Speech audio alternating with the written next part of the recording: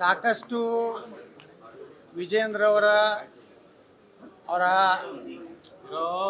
Original ಬಣ್ಣ ಹೊರಗೆ ಬೀಳ್ತಾ ಇದೆ.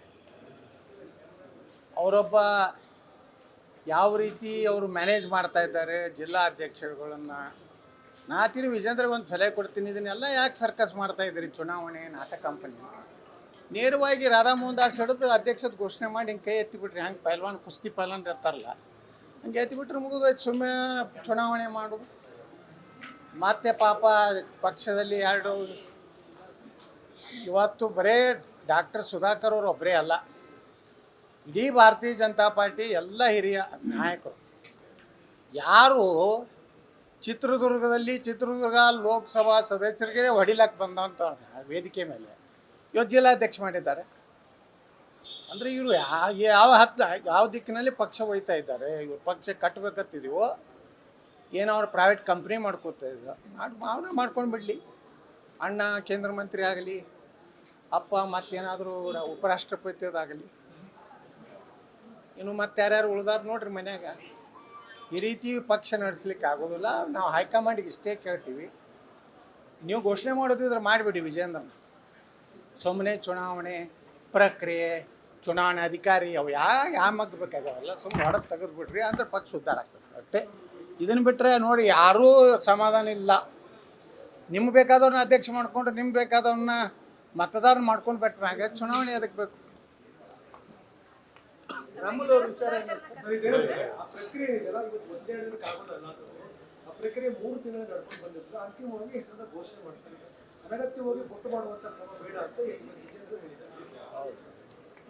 ಏನೇನೋರಪ್ಪ ನಿಮಗೆ ಗೊತ್ತದು ಪ್ರಕ್ರಿಯೆ ಅಂದ್ರೆ. ನಾವು ಪಕ್ಷನಾಗೆ ಇಲ್ಲಲ್ರಿ. ನಾವು ಇವ ಚಡ್ಡಿ ಹಾಕೋ ಮುಂದೆ ನಾವು ಪಕ್ಷ ಜಿಲ್ಲಾಧ್ಯಕ್ಷ ಆಗಿ, ರಾಜ್ಯ ಉಪಾಧ್ಯಕ್ಷ ಆಗಿ, ಕೋರ್ ಕಮಿಟಿ ಸದಸ್ಯರೇ ಕೆಲಸ ಮಾಡಿ ನಾವಲ್ಲ. ಬೊಮ್ಮಾಯರಾಗಲಿ, ಆರ್ ಅಶೋಕ್ ಆಗಲಿ, ಯತ್ನಾಳ್ ಆಗಲಿ, ಯಡಿಯೂರಪ್ಪ ಒಬ್ಬರೇ ಪಾರ್ಟಿ ಕಟ್ಟು ಅಧ್ಯಕ್ಷ ಆಗಲಿಲ್ಲ, ಮುಖ್ಯಮಂತ್ರಿ ಆಗಲಿಲ್ಲ. ನಾವೆಲ್ಲ ದುಡಿಮೆ ಇದೆ. ಈ ಬಚ್ಚನಿಂದ ಏನು ಕಲಿಬೇಕಾಗಿಲ್ಲ. ನಾವು ಏನು ಮಾಡ್ತೀರಾ? ಹೊರಗಾಗ್ತೀರಾ? ಎಷ್ಟು ಮಂದಿನ ಹೊರಗಾಗ್ತೀರಿ? ಪಾರ್ಟಿ ನಡೆಸೋ ಸಿಸ್ಟಮ್ನ ನೀವು ಅಪ್ಪ ಮಕ್ಕಳು. ನಿಮ್ಮ ಅಪ್ಪನ ಅಂಜಿಸಿರ್ಬೋದು, ಎಲ್ಲರನ್ನೂ ಅಂಜಿಸ್ಲಿಕ್ಕೆ ಆಗೋದಿಲ್ಲ. ಕರ್ನಾಟಕದಲ್ಲಿ ಎಲ್ಲರಿಗೂ ಭಯದ ವಾತಾವರಣ ನಿಮ್ಮ ಅಪ್ಪಗೆ ನಿಮ್ಮ ಮನೆಯಾಗ ಮಾಡಿರ್ಬೋದು, ನಮಗಲ್ಲ. ತಯಾರಿದೀವಿ ನಾವು, ಸತ್ಯದ ಪರವಾಗಿ ನಿಲ್ತೀವಿ. ನೋಡೋಣ, ಇದಕ್ಕೆ ಉತ್ತರನೂ ಹೈಕಮಾಂಡು ಹೇಳ್ಬೇಕಾಗ್ತದೆ. ಸುಮ್ಮನೆ ಏನೋ ಸುಮ್ಮನೆ ಚುನಾವಣೆ ಅನ್ನೋಂಥ ಪ್ರಕ್ರಿಯೆ ಮಾಡಿ ನಾವು ವಿಜೇಂದ್ರ ಭಾಳ ಜನಪ್ರಿಯ, ಬಹುತ್ ಪರಿಶ್ರಮಿ ಹಿಂದಕ್ಕೆ ಒಬ್ಬ ಅರುಣ್ ಸಿಂಗ್ ಇದ್ದ, ಇದನ್ನ ಹೇಳ್ತಿದ್ದ ಕತೆ. ಅರುಣ್ ಸಿಂಗ್ ಬರೀ ಇದೇ ಹೇಳೇ ಚಲೋ ಅನುಕೂಲ ಮಾಡ್ಕೊಂಡು ಹೋದವ. ಈಗ ಚುನಾವಣಾ ಪ್ರಕ್ರಿಯೆ ಬಗ್ಗೆ ನಿಮ್ಗೆ ನಂಬಿಕೆ ಇಲ್ವಾ ಸರ್? ಇದುವರೆಗೆ ಯಾಕೆ ನೀವು ಕಂಪ್ಲೇಂಟ್ ಮಾಡಿಲ್ಲ ಹಂಗಿದ್ರೆ? ಎಲ್ಲ ಕಂಪ್ಲೇಂಟ್ ಮಾಡ್ಯಾರ, ನೀನೇನು ಕಂಪ್ಲೇಂಟ್ ಮಾಡ್ಯಾರ. ನಿನ್ನೇನೋ ಒಂದು 7-8 ಮಂದಿ ಕೋರ್ ಕಮಿಟಿ ಸದಸ್ಯರು ನಿನ್ನೇನು ಸಭೆ ಸೇರಿ ಕಂಪ್ಲೇಂಟ್ ಮಾಡ್ಯಾರ. ಸರಿ ನಡೆಸ್ತಾ ಇಲ್ಲ. ಯಾವ ಲೋಕಸಭಾ ಸದಸ್ಯರು ರಾಘವೇಂದ್ರ ಯಡಿಯೂರಪ್ಪನ ಬಿಟ್ಟರೆ ಯಾರು ಈ ಎಲ್ಲ ಚಟುವಟಿಕೆಗೆ ಸಹಮತ ಇಲ್ಲ. ಈ ರೀತಿ ಪಕ್ಷ ಕಟ್ಲಿಕ್ಕೆ ಆಗೋದಿಲ್ಲ ರೀ. ಆಯಾ ಜಿಲ್ಲಾದಾಗ ಆಯಾ ಲೋಕಸಭಾ ಸದಸ್ಯರು, ಅಲ್ಲಿ ಶಾಸಕರು, ಅವರೆಲ್ಲ ಜನಪ್ರತಿನಿಧಿಗಳು, ಜನರಿಂದ ಆರಿಸಿ ಬಂದಿರ್ತೀವಿ ನಾವು. ನಮಗೆ ಆದಂಥ ಜವಾಬ್ದಾರಿಗಳಿರ್ತಾವೆ. ಯಾವ್ಯಾವ ಜಾತಿ ಸಮೀಕರಣ ಏನು ಮಾಡಬೇಕು, ಯಾರು ಪಕ್ಷಕ್ಕೆ ಹಗಲ ರಾತ್ರಿ ಕೆಲಸ ಮಾಡಿದ್ರೆ ಎಲ್ಲನೂ ನಮ್ಮ ಸಲಹೆಯನ್ನು ತೊಗೋಬೇಕಾಗ್ತದೆ. ನಿಮ್ಗೆ ಬೇಕಾದಂಥ 4 ಅದರಲ್ಲ ಅಕ್ಕಪಕ್ಕ ಹೊಗಳು ಭಟ್ರು ಅವ್ರು ಹೇಳ್ತಾರೆ 60 MLA ನಮ್ಮ ಹಿಂದದ ಇರ್ತಾರೆ. ಮತ್ತು 60 ಯಾಕೆ ಎಲ್ಲನೂ ಇದ್ದರೆ ಮತ್ತೆ ಯಾಕೆ ಇಟ್ಟು ದಿವಸ ಬಿಟ್ರಿ ಹೊಡ್ರಿ ಗಾಡಿ. ಈಗ ಪಟ್ಟಿ ಪ್ರಕಟ ಮಾಡಿದ್ರೆ ಒಪ್ಪಲ್ಲ ಸರ್. ಈಗ ಈ ಎಲ್ಲ ಪ್ರೊಸೆಸ್ ನೋಡಿದ್ರೆ ಮಾಜಿ ಕೆಜೆಪಿಗಳಿಗೆ ಹೆಚ್ಚಿನ ಆದ್ಯತೆಯೋ ಅದಕ್ಕೆ ಪಾರ್ಟಿ ಒಳಗೆ 2 ಭಾಗ ಮಾಡುವ ಪ್ರಯತ್ನ ಮಾಡ್ತಾರೆ. ಮಾಜಿ KJP ಒಳಗೂ ಇನ್ನೂ ಅತಿ ನಿಷ್ಠಾವಂತರು ಯಾರದಾರ ಅವ್ರಿಗೆ ಅಟ್ಟೆ ಆತೈತಿ. ಹೊಗಳು ಭಟ್ರು ಅವ್ರದ್ದೆಲ್ಲ ವ್ಯವಸ್ಥೆ ಮಾಡೋರು, ರಿಯಲ್ ಎಸ್ಟೇಟ್ ಮಾಡಿ ದುಡ್ಡು ಮಾಡೋರು, ಪಕ್ಷವನ್ನು ಅಡ್ಜಸ್ಟ್ಮೆಂಟ್ದಿಂದ ಈಗಾಗಲೇ ಬಲಿ ಕೊಟ್ಟಾರೆ. ಅದರ ಮುಂದುವರೆದ ಭಾಗ ಅಷ್ಟೇ. ಈಗ ನೀವು ನೋಡಿದ್ರೆ ನಿಮ್ಗೆ ಗುರ್ತಾಗ್ತದಲ್ರಿ ಯಾರು ಪಕ್ಷಪಾತಿ ಅದಾರೆ, ಯಾರು ನಿಪಕ್ಷಪಾತಿ ಅದಾರೆ, ಯಾರು ಏನು ನಡೆಸ್ಯಾರ ಅನ್ನೋದು. ಯತ್ನಾಳ್ ಹೇಳಬೇಕಾಗಿಲ್ಲ, ಎಲ್ಲರ ಮನಸ್ಸಿನಾಗಿದೆ. ಯಾರೂ ನಾ ಮೊದಲು ಧೈರ್ಯ ಮಾಡ್ದವ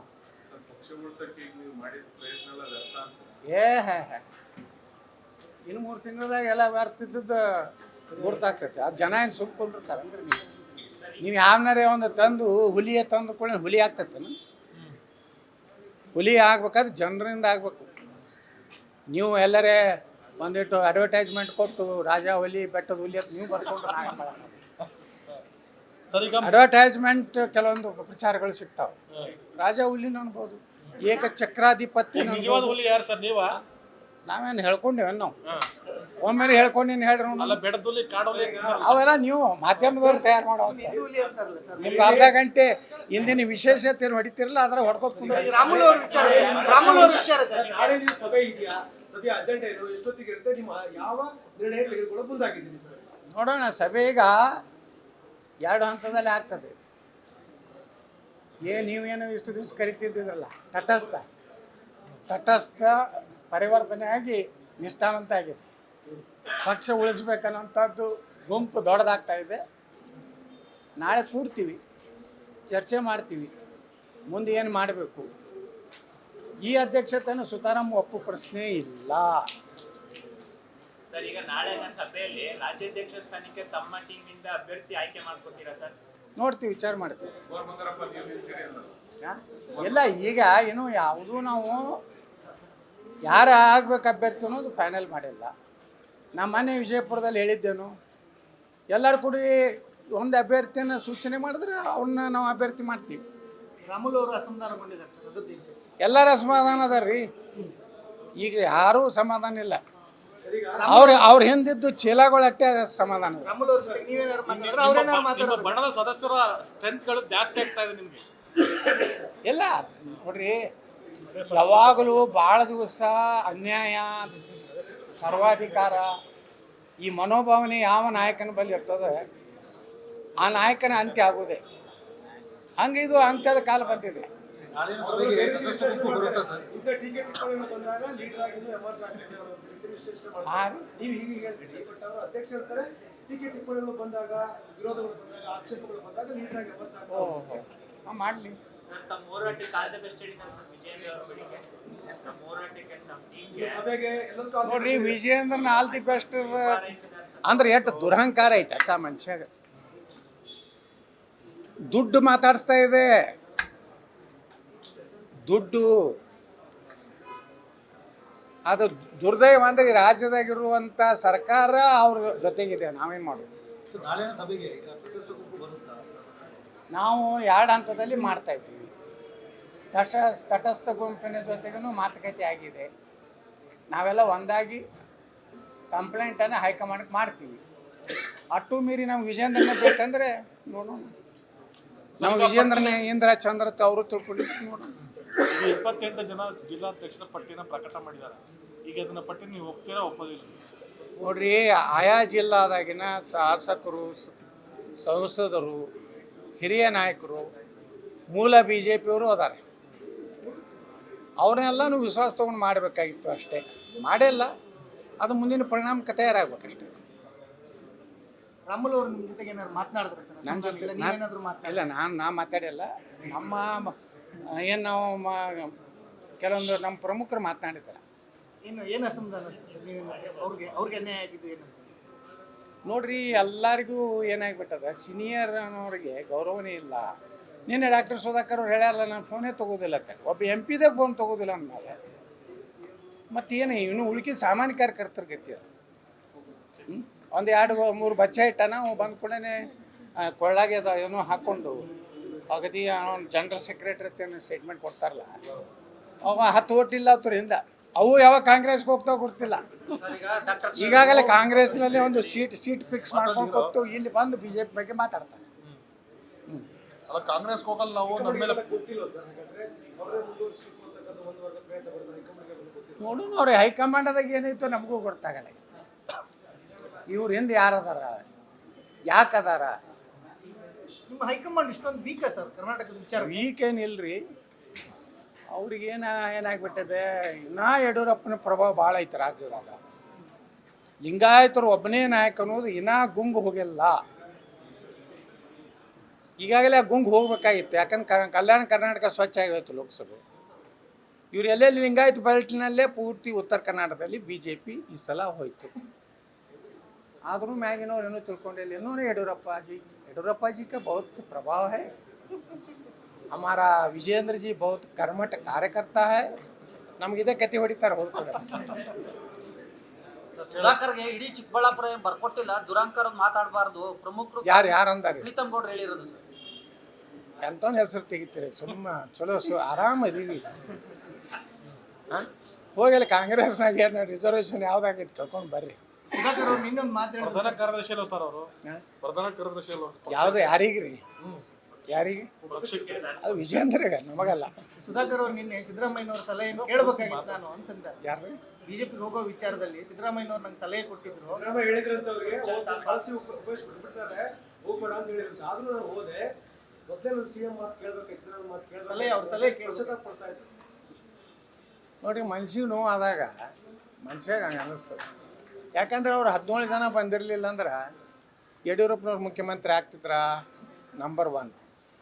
ಇವತ್ತು ವಿಜೇಂದ್ರಗೆ ಎಷ್ಟು ದುಡ್ಡಿನ ದುರಂಕಾರ ಬಂದಿದೆಯಲ್ಲ ಅದು ದುರಂಕಾರ ಇರ್ತಿತ್ತಾ ಇಲ್ಲ ಯಾಕಂದ್ರೆ ಇಷ್ಟು ದುಡ್ಡು ಆಗಿಬಿಟ್ಟಿದೆಯಲ್ಲ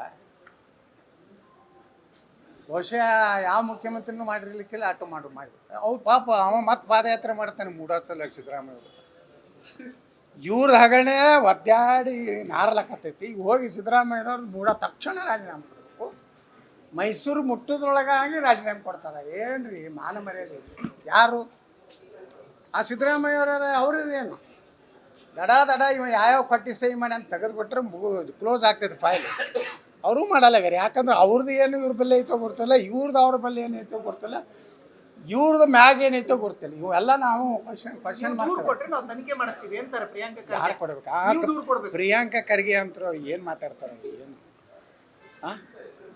ಏನು ಸಂಬಂಧ ಇಲ್ಲಾರ್ದಂಗೆ ದೂರ ಕೊಡ್ಬೇಕಂತ ನೀವೇ ಅದಕ್ಕೆ ಕಿಸಿಲಾಕತ್ತೀರಪ್ಪ ಮಂತ್ರಿಗಳಾಗಿ ರಾಜೀನಾಮೆ ಕೊಟ್ಟು ಹೋಗ್ರಿ ದೂರ ಕೊಡೋದಿರ್ತದ ನಾ ಏನಾರು ಇದ್ದಂದ್ರೆ ಸ್ವಯಂ ಪ್ರೇರಣೆಯಿಂದ ದಡ ಎನ್ಕ್ವೈರಿಗೆ ಆಗ್ತದೆ ಅಷ್ಟು ಮುಖ್ಯಮಂತ್ರಿಗೆ ಅಧಿಕಾರ ಇಲ್ವಾ ಅಂದರೆ ಸಿದ್ದರಾಮಯ್ಯನವರೇ ತಮ್ಮ ಮೂಡಾನೇ ಅವ್ರು ನಿಗಾಲಾಗೈತಿ ಇನ್ನಿಂದನೇ ಇಲ್ಲಿ ಮಾಡ್ತಾರೆ ಅಡ್ಜಸ್ಟ್ಮೆಂಟ್ ಸರ್ ಈಗ ಸುಪ್ರೀಂ ಕೋರ್ಟ್ ಅಲ್ಲಿ ನೀವು ಕೇಸ್ ಹಾಕಿದ್ರೆ ಡಿ ಕೆ ಶಿವಕುಮಾರ್ ವಿರುದ್ಧ ಈಗ ಸರ್ಕಾರ ನಿಮ್ಗೆ ಇದು ಸುಪ್ರೀಂ ಭಾರಿ ಕೋರ್ಟ್ ಅಲ್ಲಿ ಚಿಮಾರಿ ಹಾ.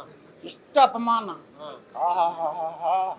ಮಾಧ್ಯಮ ಮಿತ್ರರೇ ಖುಷಿಯಾಗಿರ್ಬೇಕು ನಿನ್ನ ಎಲ್ಲರಿಗೂ ಡಿ ಕೆ ಶಿವಕುಮಾರ್ ಕಡೆಯಿಂದ ಒಳ್ಳೆ ಸಂದೇಶ ಬಂದಿರ್ಬೇಕು ಡಿ ಕೆ ಶಿವಕುಮಾರ್ ಹೇಳಿರ್ಬೇಕು ನಿಮಗೆ ಅಲ್ಲ ಅವ್ರ ಸಂದೇಶ ಕೊಟ್ಟಿಲ್ಲ ಎಲ್ಲ ಒಳ್ಳೆ ಸುಪ್ರೀಂ ಕೋರ್ಟ್ನಾಗ ಭಾರಿ ಚಿಮಾರಿ ಹಾಕಿದ್ರು ರತ್ನಾಳ್ಗೆ ನೀವು ಹೋಗಿ ಅಲ್ಲಿ ಭಾಷಣ ಮಾಡಿರಿ ಇಲ್ಲಿ ಯಾಕೆ ಬಂದಿರಿ ಸುಪ್ರೀಂ ಕೋರ್ಟಿಗೆ ಅಂದರು ಸಂಬಂಧ ಇಲ್ರಿ ನೀವು ಏನು ಬರೀತಿರೋ ಅಲ್ಲಿ ಯಾರು ನಿಮ್ಮವ್ರು ಯಾಕೆ ಲೀಗಲ್ ಸ್ವಲ್ಪ ತಿಳಿದವ್ರು ಹೋಗಿರ್ತಾರೆ ಇಲ್ಲ ಸುಪ್ರೀಂ ಕೋರ್ಟಿಗೆ ನೀವೆಲ್ಲ ಮಾಧ್ಯಮದವ್ರು ಬರೆದ್ರಪ್ಪ ನಾನು ಕೇಸಿಗೆ ಅದಕ್ಕೆ ಸಂಬಂಧ ಇಲ್ಲ ಇನ್ಕಮ್ ಟ್ಯಾಕ್ಸ್ ಕೇಸ್ 10 ಕೇಸ್ ಅದಾವ ಇವರು ನಮ್ಮ ಜಡ್ಜಸ್ಗಳಿಗೆ ಕನ್ಫ್ಯೂಷನ್ ಐತಿ ಯಾವ ಕೇಸ್ ಅನ್ನೋದು ಆ ಉದ್ದೇಶದಿಂದ ಅಂದಿದ್ದು ಹೊರತು ನ್ಯಾಯಾಧೀಶರು ಯಾವುದೇ ರೀತಿಯ ಪೂರ್ವಾಗ್ರಹ ಪೀಡಿತರಾಗಿ ಹೇಳಿಲ್ಲ ಸುಮ್ಮನೆ ಮಾಧ್ಯಮಗಳಲ್ಲಿ ಎಲ್ಲಿ ಕೋರ್ಟ್ ಬೆಂಚ್ನಲ್ಲಿ ಕುಂಡ್ರೋರು ತಪ್ಪು ಮಾಹಿತಿ ಕೊಟ್ಟು ಈ ರೀತಿ ನೀವು ಹೆಂಗೆ ಮಾಡ್ತೀರಿ ಯತ್ನಾಳ್ ಅರೆಸ್ಟ್ ಗ್ಯಾರಂಟಿ ಅಂದ್ರಿ ಎಲ್ಲಿ ಆಯ್ತಪ್ಪ ಅರೆಸ್ಟಾ ಹೇಳ್ರಿ ಅರೆಸ್ಟ್ ಆಗಿ ನಾನು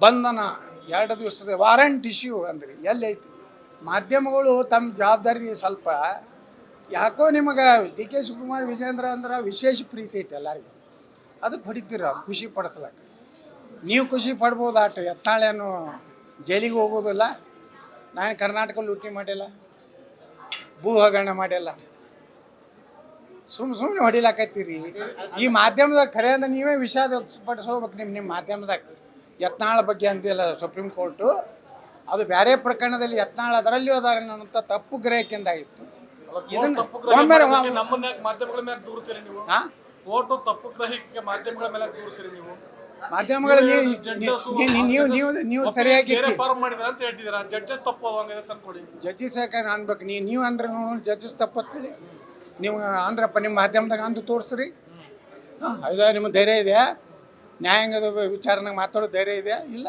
ಸುಮ್ಮನೆ ಹೊಡಿಬೇಡ್ರಿ ಸುಮ್ಮನೆ ಹಿಂಗೆ ಮಾತಾಡಿಬಿಟ್ರೆ ಅಂಜಿ ಎಲ್ಲರೂ ಏನಾರ ಒಂದು ಉತ್ತರ ಕೊಟ್ಟು ಓಡಿ ಹೋಗ್ತೇನೆ ಅನ್ನೋಂಥ ನಾ ದೈನಮ್ ನಾ ಫಲಾನಮ್ ಓಡಿ ಮಗ ಹೋಗು ಮಗ ಅಲ್ಲ ನೀವು 100 ವಿಜೇಂದ್ರ ಜೈಕಾರ ಹಾಕೊತ್ಕೊಂಡ್ರಿ ನಾ ಹಿಂಗೆ ಇರ್ತೇನೆ.